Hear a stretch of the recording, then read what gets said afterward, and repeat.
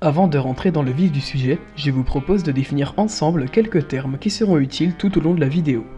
Dans la plupart des comics, aussi bien Marvel, DC, Image et autres, l'univers principal dans lequel on suit les histoires canon ne sont pas les seuls univers.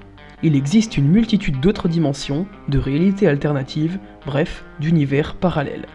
Par exemple, les histoires de Old Man Logan ou de Age of Apocalypse ne se déroulent pas dans l'univers principal de Marvel, mais dans d'autres univers. Pareil pour DC, la Terre 1 n'est pas la même que la Terre 2, et l'histoire de Earth 2 n'évolue donc pas dans la même dimension, idem pour l'histoire d'Injustice. Néanmoins, toutes ces réalités sont réunies dans un gros sac, qu'on appelle multivers. On parle alors de multivers Marvel et de multivers DC, c'est pas la même chose, et c'est valable pour les autres maisons d'édition de comics. Toutes les réalités de Marvel font partie du multivers Marvel, mais ce multivers est extérieur et différent du multivers DC. Du coup, pour regrouper tous les multivers ayant des domaines associés en commun, ici les comics, il y a les mégavers. Donc les univers de Marvel, DC, Image, Dark Horse et autres ne font pas partie du même multivers, mais du même mégavers. Je pense que tous les univers de manga sont aussi réunis dans un seul et même mégavers. Et au final, si l'on inclut tous les mégavers existants plus tous les autres univers de fiction jamais créés, on obtient l'omnivers. C'est donc l'ensemble de tous les univers de tous les comics, mangas, BD, jeux vidéo, animés et même notre univers à nous. C'est-à-dire qu'on trouve dans l'omnivers Marvel, Pokémon, Mass Effect, Jurassic Park, Naruto ou Lucky Luke par exemple. Voilà, il y a vraiment tout. À titre de comparaison, c'est comme si un univers était une maison, le multivers est la ville dans laquelle se trouve cette maison, le mégavers regroupe cette ville et toutes les autres du même pays, et l'omnivers c'est la planète, le système solaire, la Voie lactée et même au-delà. Voilà, maintenant que ça c'est clair, on va pouvoir débuter sérieusement la vidéo. Yo le peuple, vous regardez Blabla Comics, et aujourd'hui, une vidéo théorie spéciale débat.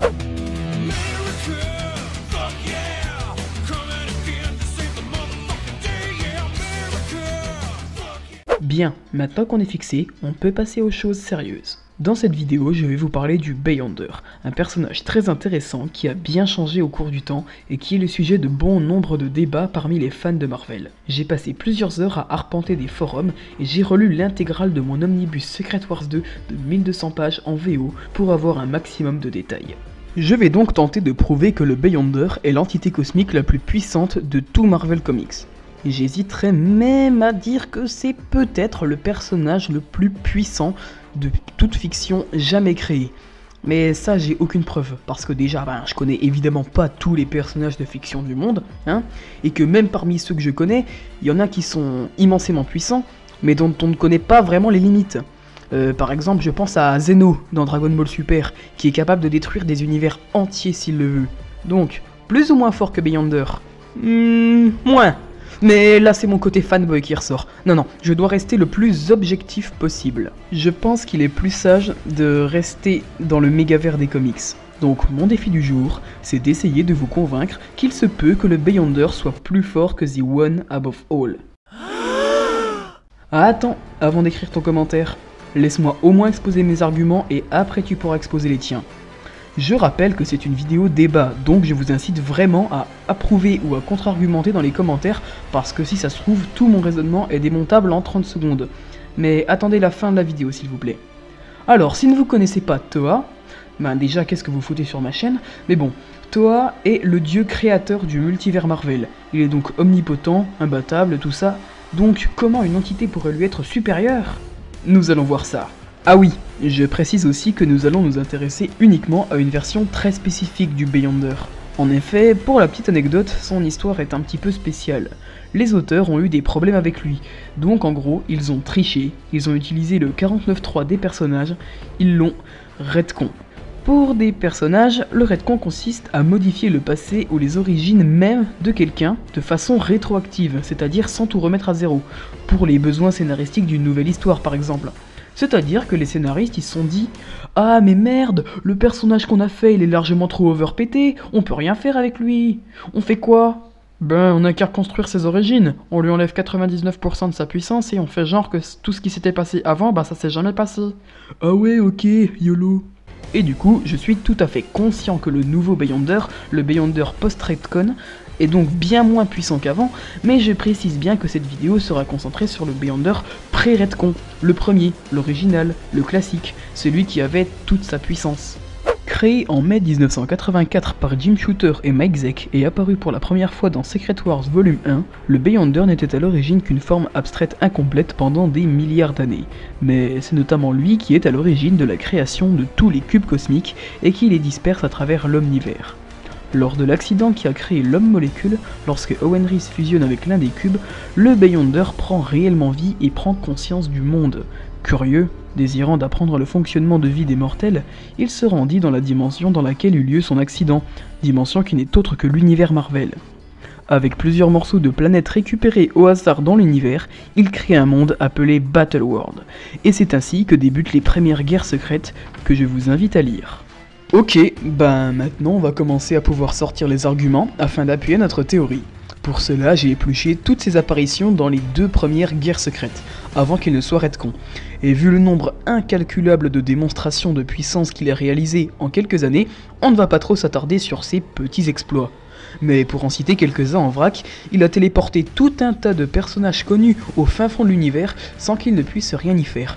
Ainsi que motherfucking Galactus, qui bouffe des planètes et qui a un grand pouvoir cosmique, et il s'est fait transporter contre son gré comme une fiotte. Sinon, il est arrivé sur Terre en prenant l'apparence d'un mix chelou entre tous les personnages de Secret Wars, il a changé l'intégralité d'un gros immeuble en or massif, il a désassemblé un train en mimant un pistolet avec son doigt, ou encore il a soulevé sans pression 5 fois plus de poids que la chose. Mais tout ça, c'est rien. Vous vous doutez bien que si c'était ses seuls exploits, bien que ce soit déjà assez impressionnant, ça vaudrait pas toute l'estime que je lui porte. On va faire ça chronologiquement. Dans le premier Secret Wars, afin de vraiment isoler la planète qu'il a créée, il désintègre la totalité de la galaxie environnante sans le moindre problème. Galactus lui-même tente de l'affronter, mais il se fait rejeter violemment comme une mouche et tombe au sol inanimé. Je rappelle quand même que Galactus, c'est lui. Dans Secret Wars 2, lorsque le Beyonder arrive sur Terre, son arrivée ne passe pas inaperçue, puisqu'à elle seule elle bouleverse la gravité terrestre et provoque une tempête de tas de terre. Plus tard, il prend le contrôle de la Terre, c'est-à-dire que les animaux, les végétaux, les bactéries, les virus, les vagues, les rochers, la Terre, les molécules et les atomes sont sous son contrôle absolu. La volonté de chaque organisme vivant est la sienne. Dans The Incredible Hulk 312, on le voit même explorer le multivers entier, avec chaque plan de la réalité sous toutes ses couches et toutes ses dimensions en restant tranquillement chez lui, assis sur une chaise. Dans Rome numéro 72, il fait tout un tas de trucs. Il saisit et manipule un éclair, guérit le cancer d'un mec, arrête une tempête, soulève une montagne entière avec un doigt, transforme un mec en super-héros en lui donnant des pouvoirs et en modifiant son apparence, et ressuscite un cerf. Dans le 5e numéro de Secret Wars 2, le Beyonder se téléporte dans sa propre dimension, dans laquelle il est le maître absolu. C'est un peu le dieu de son propre multivers. La preuve, il peut y faire tout ce qu'il veut. Il y crée des objets, des personnes, des immeubles, des planètes et même des étoiles. Son potentiel est tout simplement illimité, et il est également omniscient, comme il le dit lui-même dans le même épisode. Rien ne lui est inconnu. Enfin, pour finir avec ce numéro, le Beyonder se rend sur la planète des Célestes, ce peuple de géants cosmiques qui ont suffisamment de puissance pour modifier l'espace-temps, tout ça. Et Beyonder les défie et menace de détruire la création s'ils refusent. Grâce à son omniscience, il réagit à des milliards de coups, de parades et de feintes par seconde. Le combat a l'air a priori de se dérouler sur le plan physique, mais il se déroule aussi sur d'innombrables autres plans de l'existence en même temps, comme sur les plans psychiques, quantiques ou cosmiques. Des niveaux de la réalité imperceptibles pour les mortels. Et les Célestes, qui ont au moins autant de puissance que Galactus chacun, et qui donc sont presque invincibles en groupe, se prennent une branlée monumentale, tous en même temps, par un mec qui ne vient même pas de leur dimension. Dans Secret Wars 2 numéro 6, il se passe pas mal de choses. Déjà, Mephisto, le diable en personne, attaque Beyonder avec une horde de démons qui sont facilement détruits par ce dernier. En fait, le Beyonder, désireux d'aider le multivers, a pour projet d'effacer l'entité qui représente la mort. Arrive donc une délégation cosmique composée des plus grandes entités du multivers, Eternity, le Tribunal Vivant, l'Ordre et le Chaos. Et avec toute la puissance combinée de ce groupe, qui représente quand même le multivers entier, au lieu d'affronter le Beyonder, ils préfèrent le supplier de ne pas tuer la mort. Genre, ils savent qu'ils ne peuvent rien faire pour l'en empêcher. Même Living Tribunal, pour rappel, Living Tribunal, voilà ce qui est dit sur Marvel.com.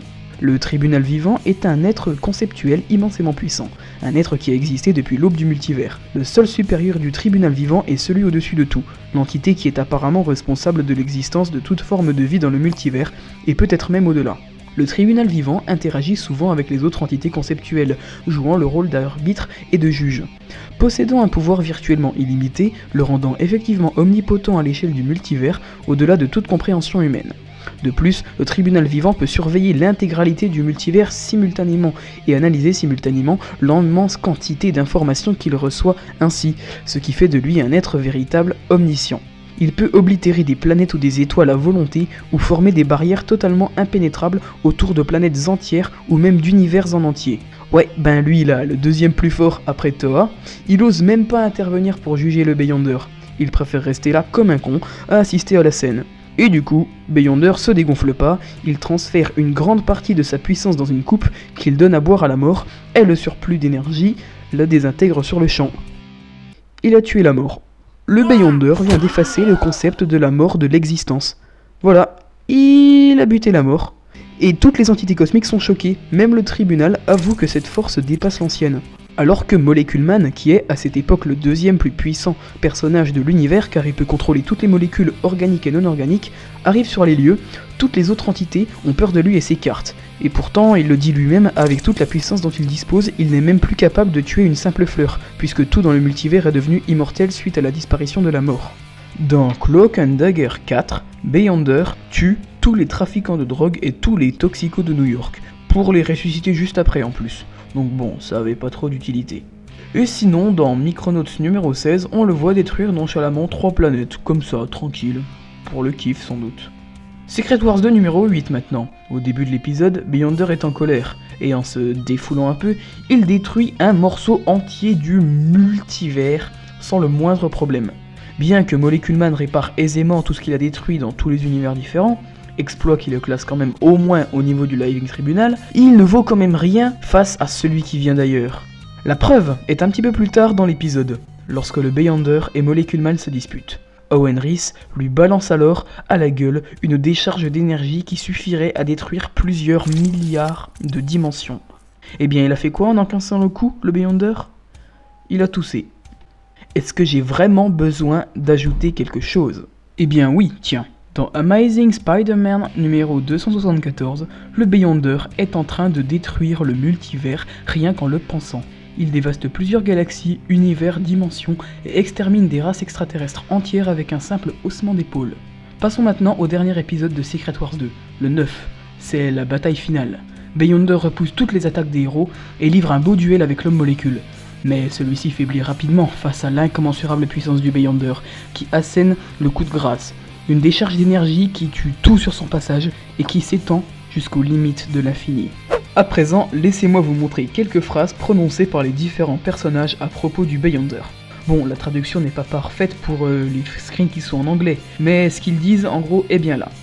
Charles Xavier. Pour le Beyonder, même Galactus n'est qu'une mouche. Doctor Strange. Jamais un tel pouvoir n'a jamais été incarné dans un seul être. Dave. Tu as plus de puissance que toutes les entités cosmiques combinées. Molecule Man. J'ai une puissance inimaginable comparée à toi, Captain America. Eh bien, le Beyonder a une puissance inimaginable comparée à moi. Et enfin, voici tout ce que dit le Beyonder. Je suis plus grand que le multivers et plus puissant que toutes ses forces réunies. Dans mon univers, je suis le seul et l'unique, le tout et le rien. J'ai toujours été, et je serai toujours. Aucune force dans l'existence ne peut me détruire sans mon consentement. J'ai plus de pouvoir dans le plus minuscule électron de mon petit doigt que vous n'en avez dans l'ensemble de votre galaxie. Toutes les autres entités de ce multivers ne se contentent que de satisfaire leurs propres désirs, mais même les plus fortes d'entre elles ne sont que des microbes pour moi. Je suis omnipotent. Le problème que pose ma présence, c'est que la réalité n'est pas concrète. Toute l'existence n'est que la représentation de ce que je veux qu'elle soit. Si je décide que le granit est mou, il le sera. Si je veux que les vaches aient des ailes, les vaches auront des ailes. En gros, les vaches n'ont pas d'ailes car je l'ai décidé ainsi. Mon imagination et la réalité ne sont qu'un. Tout ce qui existe, excepté moi-même, est un fragment de mon imagination. Peut-être que j'ai inventé tout ça, que je n'ai que rêvé de la réalité, mais ça ne change rien. Toute cette incroyable puissance contenue à l'intérieur de lui est des millions de fois plus puissante que tout le reste du multivers combiné. Voilà, il est donc des millions de fois plus fort que Marvel en fait. Et là vous vous dites que ça n'a aucun intérêt, un personnage aussi puissant qui peut battre absolument tout le monde, que c'est très con. Ben oui, un peu, hein, c'est pour ça que les auteurs l'ont être con, j'ai envie de te dire. Bref, toute cette démarche, tous ces arguments nous amènent à un problème, le paradoxe de l'omnipotence. Est-ce que le Beyonder est vraiment omnipotent? Ok, imaginons que je vive dans le monde des comics, que je rencontre le Beyonder, et que je lui demande de créer un objet quelconque, mais un objet tellement solide que personne ne peut le détruire. Maintenant je demande au Beyonder de détruire cet objet. S'il y arrive, il n'est pas omnipotent, car il n'est pas capable de créer un objet indestructible vu qu'il a réussi à le détruire. Mais s'il n'arrive pas à le détruire, eh ben il n'est pas omnipotent, car il n'est pas capable de détruire cet objet. Du coup, le Beyonder est-il omnipotent? Eh ben je crois pas finalement. Mais non, car s'il crée l'objet tout en créant un clone tout en mourant, alors lors de la création de l'objet, il est totalement indestructible puisque personne n'est capable de le briser car le clone est plus faible que le Beyonder est incapable de le briser. Puis ensuite le clone ressuscite le Beyonder et ensuite le Beyonder est capable de briser l'objet. Donc lors de la création de l'objet, il a été indestructible puis ensuite il est devenu destructible. Donc pas de paradoxe. Yeah. Ouais, je le savais, enfin j'avais fait exprès. Mais du coup, si c'est un objet tellement lourd que personne ne peut le soulever. Ah. Non, je te vois venir. Personne n'a jamais pu le soulever, même s'il ressuscite. Rien de plus simple. Le Beyonder crée l'objet est tout à fait importable. Ensuite, il crée un piston hydraulique en dessous et l'active et l'objet est soulevé. Donc il a soulevé l'objet comme il a demandé. Ouais, mais là c'est grâce à l'aide d'un objet. Par contre, le soulever lui-même, ça il peut pas, hein? Rien de plus simple, il crée l'objet au-dessus de toi. L'objet tombe et t'aplatit. Et en tant que crêpe, tu ne peux rien y demander. Voilà. C'était vraiment très intéressant. D'accord, j'ai absolument rien compris, mais merci pour cette intervention, mec chelou. Mais j'ai une autre preuve que le Beyonder n'est pas réellement omnipotent. Vous noterez par ailleurs l'ironie de la situation, parce que ça fait 15 minutes que j'essaie de vous convaincre qu'il est plus fort que tout le monde, et maintenant je vais vous montrer qu'il n'est pas vraiment tout puissant. Enfin, voilà, ma preuve, c'est ce dialogue. Dave, une partie de mon pouvoir est là-dedans. Bah, avec ce qu'il te reste, tu es plus puissant que eux tous, non? Oui, mais pas assez pour revenir en arrière. Ah ah! Vous voyez? Il l'a dit lui-même, il a épuisé trop d'énergie pour tuer la mort, il lui faudra un certain temps avant de retrouver son pouvoir initial. Il ne pourra pas ressusciter la mort immédiatement après. S'il était omnipotent, ça ne lui poserait pas de problème, et il pourrait annuler et répéter son action autant qu'il le voudrait. Donc, Beyonder n'est pas omnipotent, il est juste totalement overpété et possède un pouvoir tellement immense qu'on n'en voit pas les limites. Alors que ces limites, eh ben, elles existent bien. Et du coup, on en fait quoi de Toa? Oui, vous savez, le dieu de Marvel. Est-ce qu'il est plus ou moins fort que le Beyonder? Regardez ce qui est écrit à propos de lui sur le site ComicsGen. Pouvoir, au-delà de l'omniscience, au-delà de l'omnipotence, au-delà de tout. Limite uniquement celle qu'il s'impose. Donc il est au-delà de l'omnipotence lui, carrément. Et je viens de prouver que le Beyonder n'est pas omnipotent. Donc finalement, c'est bien Toa qui reste le plus fort. Il est le dieu de Marvel après tout. Comment se pourrait-il qu'un personnage de Marvel soit plus fort que lui? Sauf que... le Beyonder ne fait pas partie du multivers Marvel. Hein, voilà, ce n'est pas un personnage Marvel, c'est déjà dit dans son nom. Beyond, ça veut dire au-delà, ailleurs. Le Beyonder est celui qui vient de l'au-delà. Il possède même son propre univers, voire même son propre multivers, pourquoi pas? On le voit à quelques reprises dans Secret Wars, et il le dit lui-même que dans son monde, il est tout et rien et il sera toujours. Il est donc en quelque sorte le dieu, le Toa de sa propre réalité. Et il a choisi de voyager chez Marvel, parce que c'est grâce à l'accident d'Owen Reese qu'il existe, mais il aurait très bien pu apparaître dans l'univers de One Piece ou de Bugs Bunny s'il voulait. De plus, vous ne trouvez pas ça étrange que Toa le laisse prendre le contrôle total du multivers Marvel, le laisse chambouler toutes les lois, devenir le dieu et supprimer le concept de la mort? Peut-être que The One Above All, le grand dieu Marvel, avait peur de lui, ou était tout simplement incapable de le repousser. Car rappelez-vous ce qui est dit dans Secret Wars 2 numéro 9. La puissance du Beyonder est plusieurs millions de fois plus grande que toute la puissance du multivers Marvel combiné. Si Toa représente toute la puissance de Marvel réunie, peut-être que le Beyonder est des millions de fois plus fort que lui. Sauf que ComicsGen ne nous dit pas seulement qu'il est plus qu'omnipotent, il nous dit aussi l'univers Marvel, et peut-être toutes les réalités parallèles de tous les multivers, les autres univers comics et tout ce que l'on connaît, résulteraient de lui. Cette théorie stipule que Toa serait le dieu de toutes les réalités de l'univers entier, y compris la nôtre, une sorte de dieu ultime. Dans ce cas-là, c'est sûr et certain que le Beyonder se fait violer en un instant par lui. Mais on n'a pas beaucoup de preuves pour prouver ça, et ça collerait pas avec tous les autres univers de fiction possédant déjà un dieu qui est quelqu'un d'autre que Toa. Donc conclusion, on ne peut pas savoir. Lol. Voilà, la plus longue vidéo de ma chaîne jusque-là. Pour finir, au final, pas de réponse apportée. Après, moi je pense que le Beyonder est le plus fort personnage de tous les comics confondus. Mais c'est mon avis. Cette vidéo touche à sa fin, merci de l'avoir suivie. Je vous rappelle encore une fois que c'est une vidéo débat, donc parlez dans les commentaires. J'y répondrai avec plaisir. Argumenter, contre-argumenter, approuver ce que je dis ou au contraire démonter ma théorie. Et vous pouvez aussi répondre aux commentaires des autres personnes pour alimenter le débat. Merci à Gallifrey pour sa petite participation, le lien de sa chaîne est juste ici dans la description. En attendant, si cette vidéo vous a plu, vous pouvez mettre un pouce bleu dessus et vous abonner à la chaîne si vous voulez voir d'autres vidéos. On se retrouve bientôt pour un autre Blabla Comics et d'autres vidéos sketch arriveront aussi. C'était Geeky, salut. Personne dans le monde ne marche du même pas, et même si la terre est ronde.